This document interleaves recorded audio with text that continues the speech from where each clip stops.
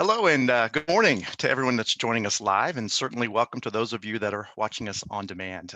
We're so grateful that you're able to hang around with us and take a look at topic 9.3, finding arc lengths of curves given by parametric equations, parametric functions.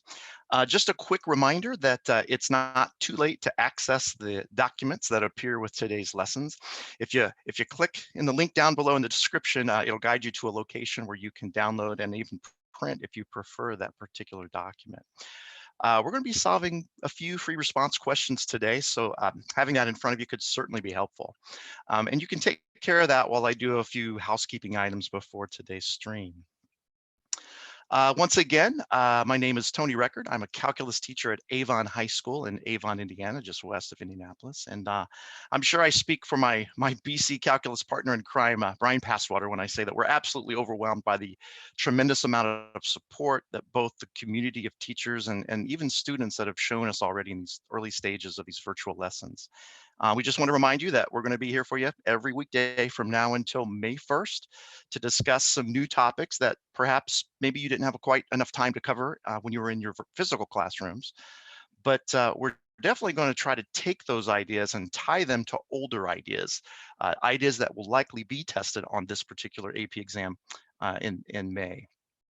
So taking a look at some of the upcoming lessons, I know there's been some questions about what's coming up ahead, but obviously today we've got the arc length with parametric. Brian's going to come back on tomorrow, Friday, the 27th, with some solving motion problems using parametrics and vector valued functions. And if you just take a quick glance at the week ahead, you can see that we're going to transition to Unit 10. Unit 10 is all about the wonderful world of series convergence and then moves on into Taylor polynomials. So for the most part, next week's it's going to predominantly revolve around series convergence. Each of those are Monday, Tuesday, Wednesday, Thursday, Friday in order. And the three topics that had the stars by them are the three that will certainly be tested on the AP exam in 2020. So we'll definitely put some special emphasis on those. Um, like I said, we're working hard to make sure that we tie all of these new topics into the old ones so that you're going to be more comfortable AP exam time. And I think Brian did a really good job of that yesterday. No matter what the subject is, all of your virtual instructors that you guys have, we want you to do well. We want you to earn the highest possible score that you can on your advanced placement exam. Um, I'd be willing to bet that your own classroom teachers feel probably the same way. So just as we're here for you students, we're also here for your teachers. We know that you might live in a district where you have a lot of challenges to your e-learning experience. Maybe you have a limited number of days that you're allowed to have virtual instruction. Maybe your virtual instruction mechanism is for the most part non-existent. We think this is going to be a great place for you to come and get instruction and support. And for those of you that might be fortunate enough to be or unfortunate enough to be in a 5-day-a-week virtual e-learning environment, we think that we can still provide you with instruction that can complement what your teachers are doing. So in any event, this is certainly unusual circumstances with the advanced placement test this year, and to say the least, but we can certainly overcome this. Calculus isn't going to go away. So let's go ahead and get to it here. So we got a warm up today that actually was supposed to be your homework assignment, right? We know that you all did this homework assignment, but I'm going to go ahead and call that problem up. It also appears as the very first problem in your documentation. And if you remember, the stem of this problem said that for time greater than or equal to 0, particle is moving along a curve so that its position at time t is x of t, y of t, where y of t is 4 sine of quantity t squared minus 1 plus 3.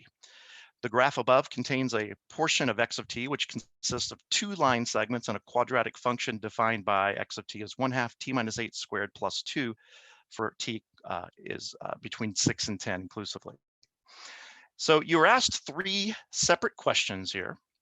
And what I want you to do is, I don't want to give a large amount of time for those of you who may have not taken a look at this problem, but tell you what, let's just set the timer for 1 minute to have you take a look at this. And if you had a chance to look at it, maybe you can kind of reread some of your parts, check some of your work. And if you didn't get a chance to look at this, maybe you can start to develop some strategies to set up at least 1 or 2 of the parts.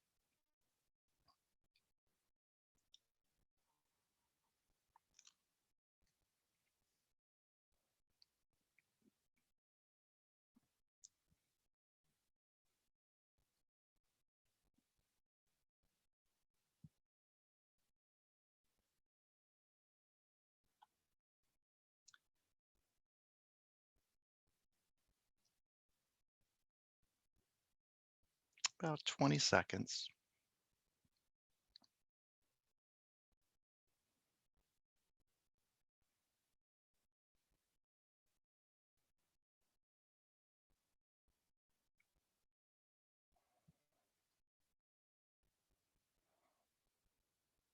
All right. So if you're new to this problem, by no means did we expect you to get a solution to that in just 1 minute. But hopefully you got a chance to kind of think about some of the things that were asked. And let's check and see how you guys did. So for part A, we're asked to find the velocity vector of the particle at time t=9. So we have to think back to, okay, well, how do you find velocity when you're given these equations? And well, we come up with the idea that we take the derivative of position. So we're going to do that. So we're going to take x prime of t. And then when we do this, we have to be kind of clever about this. We got to think, okay, well, this x of t is very much all over the place. We've got x of t defined as this diagonal line for a while, and then it changes its mind and it's this horizontal line, which of course we have equations for. And then we have this parabola shape, which is really what's going to be defined down here in this expression. So when t is equal to 9, we notice that that's certainly along this particular interval. So this is the x of t that we want to take the derivative of. And it's a pretty easy derivative. The 2 times the 1/2, of course, cancel. You'd have t minus 8 to the first, no chain rule needed, and the derivative of 2 is 0. So there's our x prime of t. We do the same thing for y prime. This derivative might be a little bit tougher, but nothing that we can't handle. The derivative of 4 sine of an expression would be 4 times the cosine of that same expression. Notice we have the chain rule coming up here. So the derivative of t squared minus 1 would be 2 times t, and then we finish it off with a derivative of 3 is 0. So now that we've got our two general derivatives, we can specify exactly what our velocity is going to be at this particular moment. So we're just going to plug 9 in for our t. So x prime of 9 is 9 minus 8, which is 1, and y prime of 9 is going to be, we're going to think about this one a little bit. 2 times 9 is 18 times 4, that would be 72. And then we have the cosine of 9 squared minus 1, which is 80. It's kind of a hot mess, but honestly, without the use of a calculator, there's nothing that we can really do with that.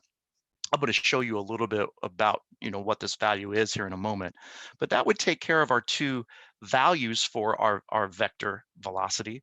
But, we want to present this in a little bit better way, I think, because it did ask to find a velocity vector.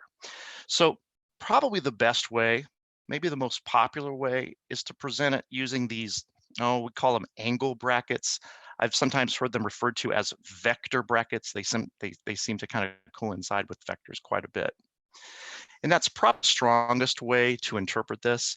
Now, if a student were to have used parentheses here, we're not the ultimate fans of it because it can be a little bit lost in terms of its context, but given the fact that you were told that this is a velocity vector, we'd probably look the other way if you had the parentheses. I know in linear algebra courses a lot, they'll express vectors as such. And for those of you who might be dabbling in AP physics, the IJ notation is accepted on the AP exam, but it's on the AP Calc exam, but it's never ever going to be required. All right, so there's our part A. Let's take a look at part B now. Part B asks to find the equation of the line tangent to the path of the particle at time t=1. Well, the very first thing that you want to read through here is find the equation of the line tangent. It's very likely, if you're a BC student, you have probably found equations of tangent lines many times over. So you know the main tool that you're going to use is perhaps the point slope formula, which looks a little something like this. It's possible. Maybe you like to use the slope-intercept formula. They're both workable. I teach at a school that has a very large enrollment of calculus students. We have about 300 students in our calc program, and they're coming in from all different kinds of Algebra 1 backgrounds, and I have a lot of students that like to use the slope-intercept. I'm going to go ahead and use the point-slope formula for the solution to this problem, however. And one of the things I wanted to point out is that if you look through this equation very carefully, at no point at no time, at no instance do you see the letter t. So we don't want to plug 1 anywhere into this particular point slope formula because there's no place for it. So we have to think about, oh, okay, well, we want an x value and a y value, right? The specific x sub 0 and the y sub 0. And we're going to find those when time is 1. So the very first thing that we can do is think about that. I'll tell you what, I'm going to find the y first. So the y value at time 1, well, we go back up here to our y equation here, and we replace the t with 1. And oh, it's nice that we have force sine of 0, which of course is going to be 0, and we add 3, and there's our y1 value. And then we do the same thing for x, but here's where you got to be really careful. Be interesting to see, for those of you that had worked this problem, say the night before, where you went with this problem. Oops, that's not 3. So if we take a look at this x of 1, well, it's really tempting to want to right back here and evaluate this x of t expression when t is 1. After all, we just did it a moment ago, right, in part A, when we evaluated at 9. But we have to remember that this particular expression is only valid between t being 6 and 10 inclusively. So we have to think about, okay, well, what is the x when t is 1, and enter the graph again, right? So at t equal 1, we find that the x value is going to have a y coordinate here of 2. That is what we want to use for our x of 1. So it's a very tricky problem. All right, we've got our y sub 0 and our x sub 0. It would certainly be nice if we had a slope, right?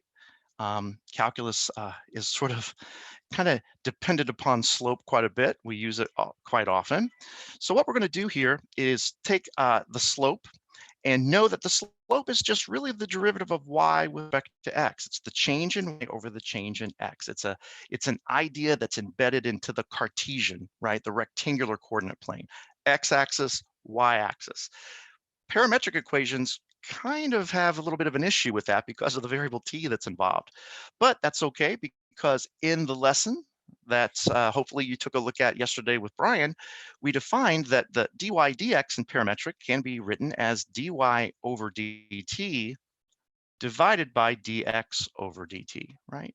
Essentially, those dt's, you could think of them as sort of canceling out, I guess, and leaving behind this dy dx notation that we're looking for. And the good news is that we've already found the derivative of y, right? It's this 4 cosine expression. So I'm just going to rewrite that, just going to show good notation. I know some of you might be anxious to start to plug in your 1. That's fine. And the dx dt, now, okay, now we're in the same situation as before. We're looking at this x of t equation, and we've got to think to ourselves, what is the derivative, right? Well, what is the derivative of this graph? How do you take the derivative of a graph? Well, it's often easy if that graph consists of straight lines, and that's why so often they do. And we just find out, oh, well, that's just the slope, right? The slope along here, which happens to be 2. So we have this constant down here, okay? And then if we want to go ahead and evaluate this at 1, we can. If you want to show notation with that, there's a variety of ways to do that. You could say dy dx such that I could put the ordered pair here 2 comma 3. I could put the time t equal 1. Maybe that makes the most sense. And now I'm kind of allowed to plug 1 in for that t. And let's see, when I do that, I have the cosine of 0. Well, we know that's 1 times 4 is 4, and then multiplied by 2 times 1, which is 8. So we're going to get 4 for that slope. Now you have all the ingredients to write the equation of your tangent line. So you go back to your point slope formula, and it would look something like this. All right. Moving on to part C. It asks, is the horizontal movement of the particle to the left or to the right at time t equals 7? Explain your answer. So we've got to think about horizontal movement in general, moving left, moving right. It's always been tied to velocity, right? And we know that velocity is first derivative. Okay, now if we're focusing more so on the horizontal movement, then you got to think, do you really need to analyze both of these components, the x and the y. And you find that the horizontal is tied solely to the x component, of course. So if we take the derivative of x and plug in 7, right? We want to figure out what's happening right at 7. Pretty much a lot of this work has been done for us because once again, we have to pay really close attention to the x because at time 7, we don't want to get kind of thinking that we're using the same area or the same portion of the x graph that we did in part B. We're back up to the portion that involves the parabolic shape. So if you recall, we've taken that derivative. I'm going to outline him in part A. There's no need to rewrite that derivative. If he's already on your paper for a part of this free response question, you've earned the right to use it again. So if we plug 7 in for t, it's pretty clear you get a -1. All right. Now, maybe that's the easy part. Now we have to explain what's going on and know what's going on. And because this derivative is negative, we can say that, one way to write this is the horizontal movement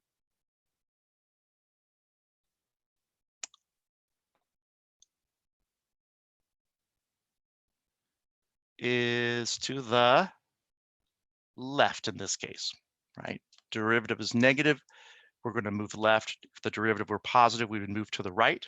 And it's not a bad idea to say exactly when. At that time, t equals 7. And let's give a good reason here. Let's say, well, the reason is because that this derivative of x at 7 is a negative number. Okay, and that would tie things up very nicely.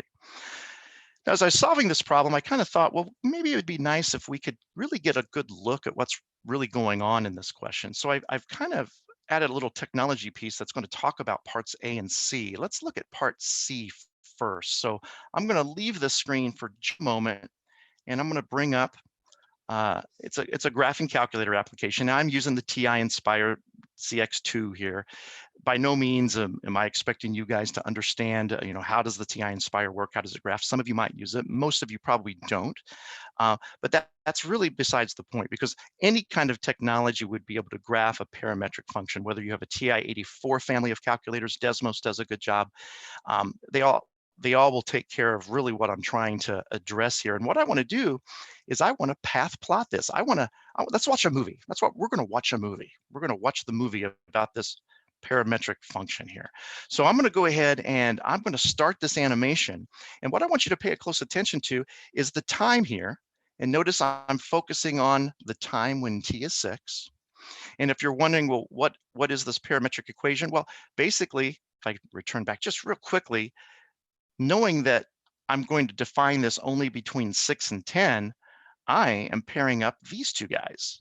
Right? So those are the two things that I actually entered into my fields for my X and Y for parametric.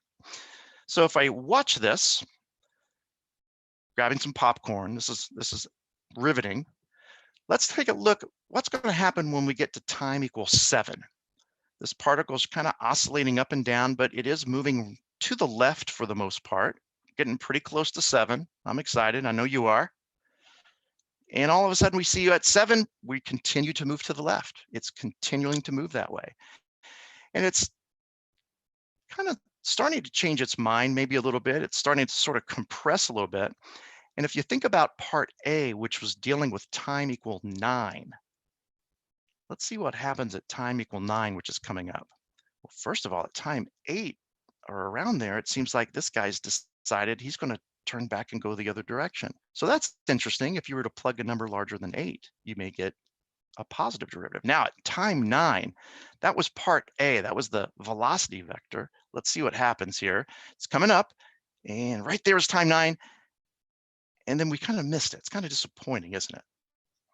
And if this thing were to continue, I'm going to stop the animation because I know the ending of the movie and I'll spoil it for you. This particular dot is just going to end right around in here. Okay. But what I wanted to do is show you something a little bit more specific about what happened at time 9. So I was able to take a really quick, high resolution, high speed camera screenshot.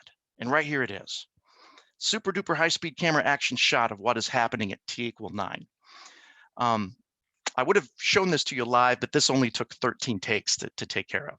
So here's where the point of the particle would be at time 9. Now, over to the right, I've got a notes page that just shares some calculations that we've already done. We noticed that the position of the particle, the x position at time 9 was 2.5. That looks about right, right? Particle somewhere between 2 and 3. And it looks like the y position was whatever 4 times the sine of 80 plus 3 is, which is negative 0.9, so pretty close to negative 1. But what I'm concerned about is that answer to part A, that velocity vector. So we see that the derivative of x at 9 is 1. So that would be sort of our x component of that velocity vector. So maybe it would look a little something like this. Extending from that point, we would go 1 unit to the right, right? Since this is positive, we would go to the right. And then if we look at the y component of that vector, that velocity vector, that 72 cosine of 80, remember that one that we found? If we convert that to a decimal, it's, well, let's just say it's pretty close to negative 8.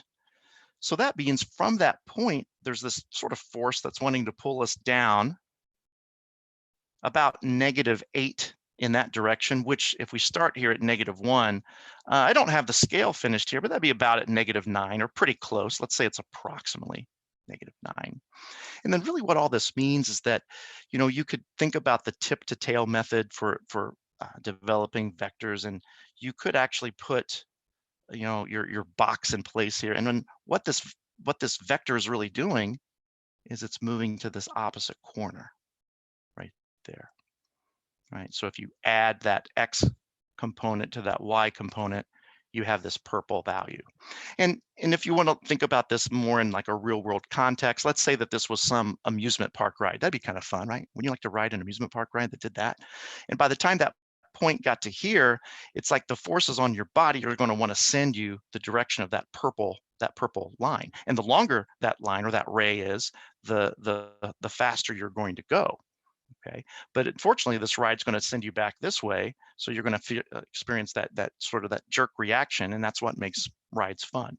Now, all of this is not something you need to know for the advanced placement test. I wanted you guys to see a little bit bigger picture about visually what does this vector function look like and how does it act in the real world. This is certainly more along the lines of something that you could in an AP Physics course. Okay.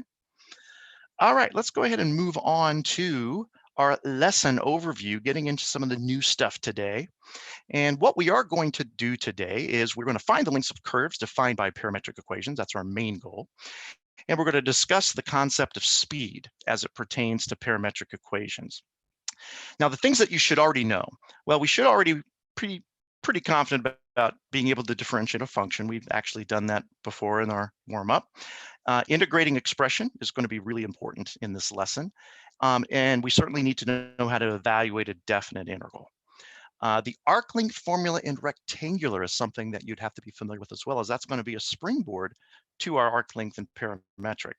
The arc length formula in rectangular, well, that was topic 8.13, which may or may not mean anything to you if you don't follow the exact order of the new course and exam description in Unit 8, Topic 13, but it's likely it's something that you had been taught perhaps maybe shortly before your schools may have closed.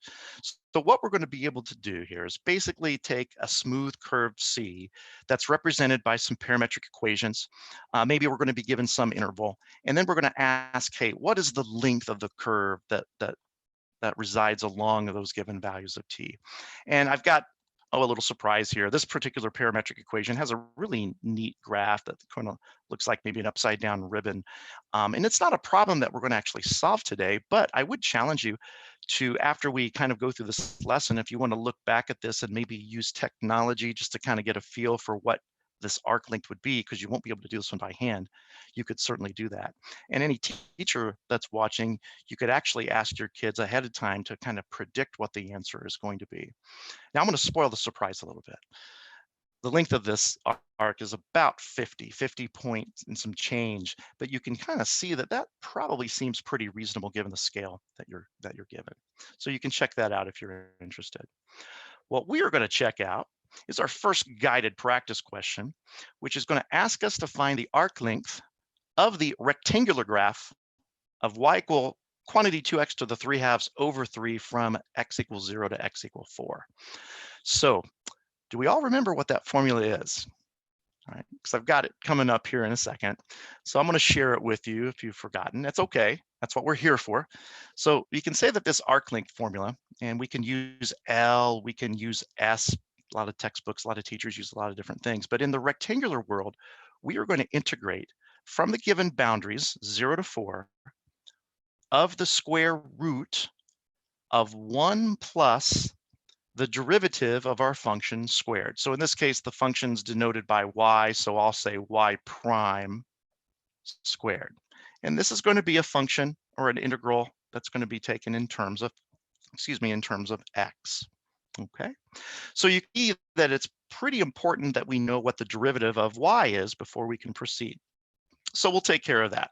Maybe I'll do that off to the side here. Y prime is, let's see, this could be a tricky derivative. That 3 halves comes in front. We still have this 1/3 denominator. Now, this is where this can be very tricky because the derivative of this quantity 2x to the 3 halves is going to start off as 2x to the 1/2. But we have the chain rule that we have to remember. The derivative of what's inside is 2. It's very easy to forget things like that. So we have to be careful. It's nice that that 2 showed up because a lot of stuff cancels. And we end up with just quantity 2x to the half, or the square root of the quantity 2x. So we're going to go ahead and take that guy, and we are going to plug him in for our y prime. And as I do that, I'm going to go ahead and square this, if this is okay with you. I'm going to go ahead and square 2x all to the 1/2 power, which should just give us 2x all to the first with respect to x. And in order to handle this, we're going to have to do a u substitution. If we think through this, the u is going to be 1 plus 2x, but unfortunately his derivative produces a 2. So that's a pretty easy fix, right? Eventually we know that there's going to be a 1/2 that's going to reside out in front. And then we're essentially integrating the square root of u now. Okay. Now, since I'm committing myself to go ahead and evaluate this definite integral in terms of u, the boundaries are going to have to change to u's as well. So if I let x be 0, the lower boundary would be a 1. That would be now in terms of u. And the upper boundary, I believe, would be a 9. All right. So we integrate this, and we end up with, let's see, the u square root of u is, if he was having a dream, he'd be thinking, man, just call me u to the half. I'd be so much easier to work with. So u to the half's integral would be u to the 3 halves divided by 3 halves, or times 2/3. And we can keep our boundaries at 9 and 1 in terms of u. And we see that the 2's will remove themselves from the problem. And we have 1/3 times u to the 3 halves power, basically. So if we evaluate, we see that we would get 9 to the 3 halves. Well, square root of 9 is 3, cubed is 27, subtract, and then evaluate at 1. And we have a fairly clean answer of 26/3, which I will tell you is a blessing. It's if you've worked with arc lengths, no matter if you're in vectors, if you're in parametric, if you're in rectangular, it's very difficult sometimes to be able to do them by hand. They have to be written very specially so that you can handle the mathematics, not mostly the integration process, in order to produce an answer without having to use technology. All right, let's take a look at what's up next here. What's up next here is sort of a walking you through this arc length formula that I'm going to introduce today, the new arc length. This is the arc length that's going to be associated with parametrics. Now, remember, you got to think parametrics deal with a y expression in terms of t and an x expression in terms of t. And we really don't have anything that has anything to do with t with our good friend here, the arc length formula for rectangular. So if I talk you through this, I'm just going to kind of basically go through this 4-step, 3-step evolution. And I want you to kind of look and see if you can tell what transpires from one step to the next. I'll give you about 10, 15 seconds just to look at this first step.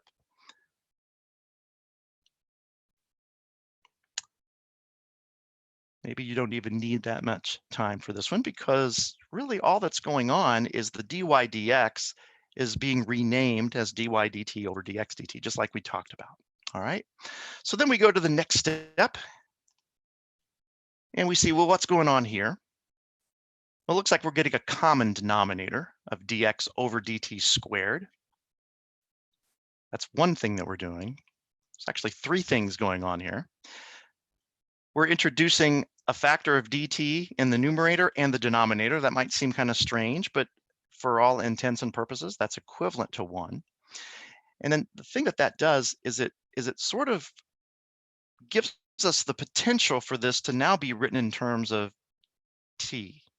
So the boundaries are going to switch from the x values to these values a and b that are going to be innately attached to t. And I'm going to show you that in the formula here a little bit. Okay. Now, at the next step, a lot of stuff begins to happen.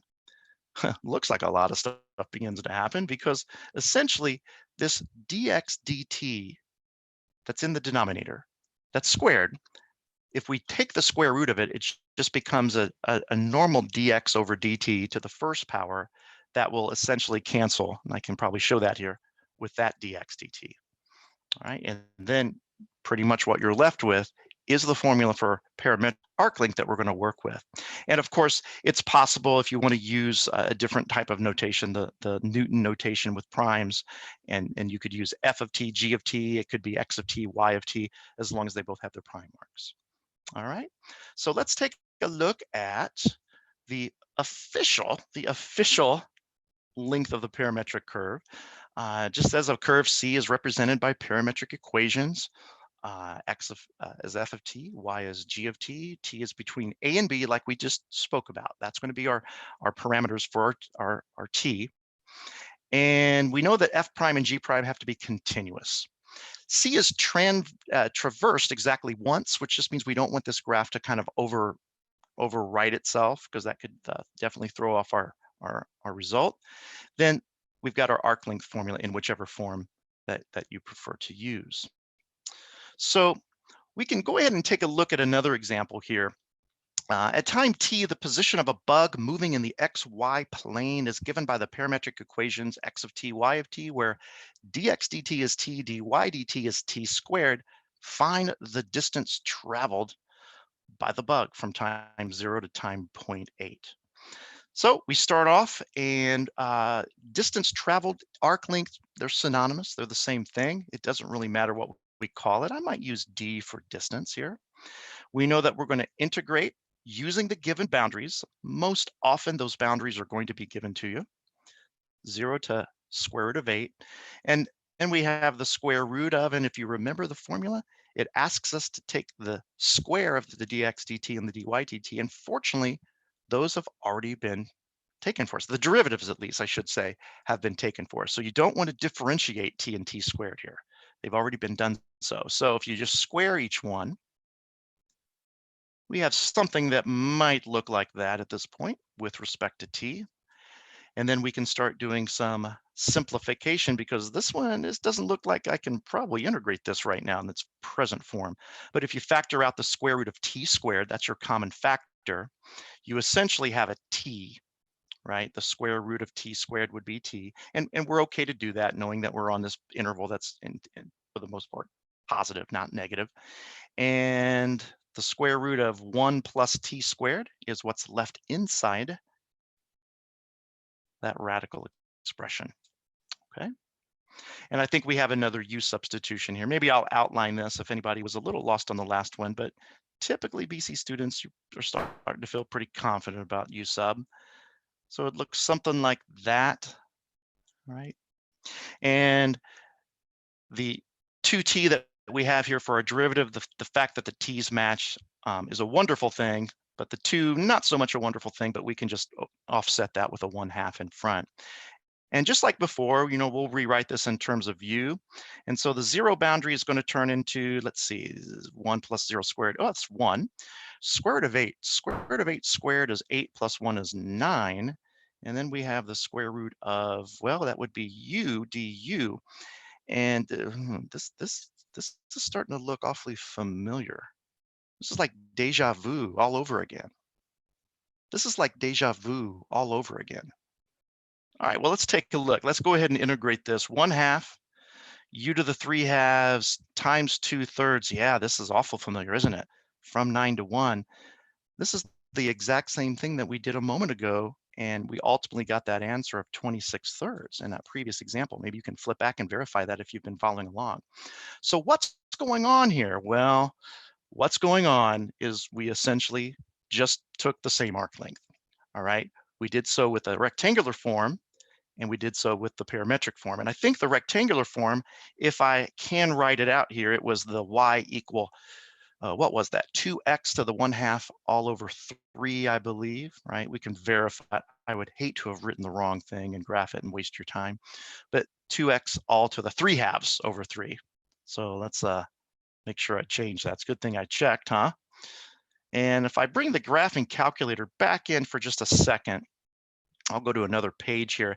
And I've actually taken the liberty to graph the parametric equations here. Now I want to drag this a little out of the way and talk about something, because we would have to integrate both of these in order to produce an x of t and a y. Remember, right now these are derivatives. So if we basically solve this really simple differential equation, we would get t squared over 2, okay, plus c, and then this guy would be t cubed over 3 plus c. But you can see I'm kind of looking at the trivial case here. I'm going to consider both of the constants 0, because it really doesn't matter what the vertical shift is going to be. That's not going to have an impact on our arc length per se. So we've got our sketch there, and why not? Let's go ahead and I'll go into a graph entry, and let's graph a function. Let's graph that function that was a part of that problem. It was 2x, 2x. I think I may have defined my x, and I'm going to hate life for that. Let's see, over 3. Yep, there we go. So you can see in orange, we have essentially the same graph, because the orange is the rectangular version and the blue is just the parametric equation. And even though they have obviously the different intervals, that's an important part about why these do produce the same answer. Okay. The AP exam is typically not going to have you convert from parametric to rectangular. That's definitely a pre-calculus idea, but it's nice to see how that ties back in together. All right. The last little idea I want to discuss here, the idea of speed and parametric. You recall from earlier in your learning of calculus that speed is the absolute value of velocity, right? Well, what does that look like in the parametric world? Well, if x and t of y of t are twice differentiable functions, then the speed at time t is defined as, and you've got to look at this very carefully, because this is really, it's really a bold v, which is kind of indicating the idea that it's a vector. Know that these look like absolute value symbols. They actually act more like another kind of word. We say the magnitude of v of t. Sometimes in other courses, you might see double brackets, right? You might see these things wrapped around, right? That's acceptable as well. But we're looking at defining that as such. We're taking just simply the square root of the sum of the squares of the two derivatives. There's the internet's full of wonderful proofs for this. It's just really a manifestation of the Pythagorean theorem. If you look at this, you can probably see the Pythagorean theorem residing in that. So if we revisit our warm-up problem from earlier, remember that graph of x of t that just couldn't make up its mind? Well, for t greater than or equal to 0, a second particle is moving along a curve so that its position at time t is given by x of t, y of t, where x of t is given in the graph above. However, for this particle, y of t decides he wants to be kind of mischievous, and he is going to call himself x of t squared. Find the speed of the particle at time 1. All right, well, for this particular problem, go ahead and we could use this notation that the speed here, the magnitude of velocity is, right, and we would say the square root of, all right, now for dx dt, we have to take the derivative of x. We got to think about where we're going to take the derivative of x, which is at time 1 again. So we're looking at the slope one more time. So that would be a 2, right, that we could square. And then the dy dt is going to have us work a little bit, right? We're going to have to take that derivative, might do that off to the side here. And he is a very unusual little guy. The derivative of x of something would be x prime of that something. And yep, this has chain rule written all over it, right? You're going to have a 2t there off to the side. So if I take all of him, wrap him in some parentheses, he's going to have to be squared as well. A lot of stuff going on there. And we've got our integral, or we don't need to integrate. I don't need a dt. We've got our radical, our square root. So if we go ahead and simplify, we have a 4 here. Looks like we're going to have a 4t squared, and it looks like we're not going to be able to do a whole heck of a lot with this x prime of t squared for right now. All right, so I think we're at a place where we can probably evaluate this at 1. So you're just going to plug 1 in for your t's. And in doing so, we have 4 plus 4, obviously. And x prime of 1 squared is x prime of 1, right? And again, that relates right back to that derivative, right? That derivative value, which is going to be a 2. And we square it, that's going to be a 4. And by the time we simplify this, the arithmetic will give us 20. And you could leave it like that. You could simplify it and to its simplest radical form as well. All right. No, we're getting kind of close on time here.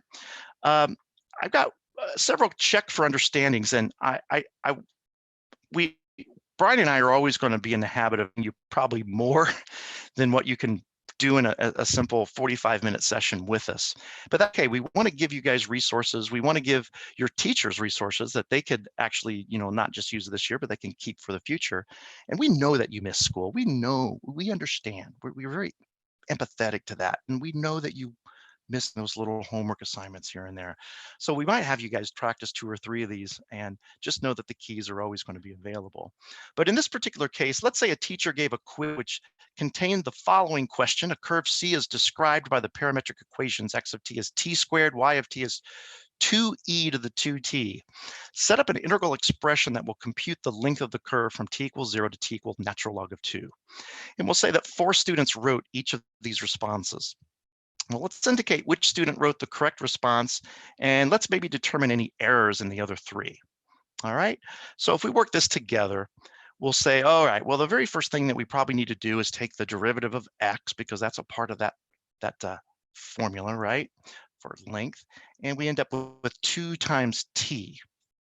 And let's do the same thing for the y. This one's a little bit more complicated, a little chain rule going on there. 2e to the 2t times 2, which is 4e to the 2t. Now notice each of these will have to be squared.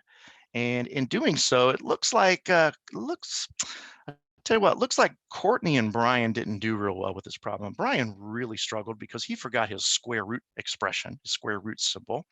And Courtney just didn't take the square of 2t very well. But it looks like Avery and Drake are still in it, but we're going to have to give Drake the win here, right? Drake's got the correct setup because Avery did not square the 4e to the 2t correctly, just probably forgot to square the 4. Teachers, if you're looking, this is basically a manipulation of a multiple choice question that I had written long ago, A, B, C, D, but knowing that this particular year's AP exam might be very likely will be free of multiple choice questions, it's a way to kind of get engaged with wrong answers and determine, well, why are they wrong? And students, I would always suggest that you do that, in pretty much all the coursework that you do. You know, just because you may not see multiple choice questions on this year's AP exam doesn't mean that you could still study them. You could still use your prep books and whatever and study them, but really analyze why multiple choice choices are incorrect. Okay. Next, I'm going to kind of show you a series of problems that I'd like you to try on your own. I'm not going to read through them, but they will give you a little bit more practice with the idea of arc length. And it's written very special that you can do this without a calculator. So you can take a look at number 2. It's in our documentation. And number 3 is a wonderful problem. I'm going to have you guys probably take a look at this one as well on your own. If there's a single problem outside of the warm up that we definitely want you to do before the next lesson. I would really strongly urge you, both teachers and students, to take a look at. It's a wonderfully written problem. Brian put this one together, and it's got a lot of moving parts to it and a lot of really neat nuances, and potential pitfalls. But I really love the content here. And then here's probably the granddaddy of them all. If you want this extra challenge, another great problem here. Um, it's a problem that is certainly not lacking in multiple representations, right? You've got your table of values, you've got your piecewise function, both graphically and sort of analytically. And essentially what you're supposed to do is find the total distance that the particle will travel from this point all the way to this point. And you're going to be sort of interweaving a lot of these multiple representations in that. It's another great problem, right? Um, a solution guide, remember, can be found by clicking the link. It's in the description below. We don't have them up at the time of this actual live session, but they should be up by the end of the day, both for probably yesterday and today, and then we'll try to populate them at least within 24 hours of our sessions. And we want to give a special thanks to Mr. Ted Gott.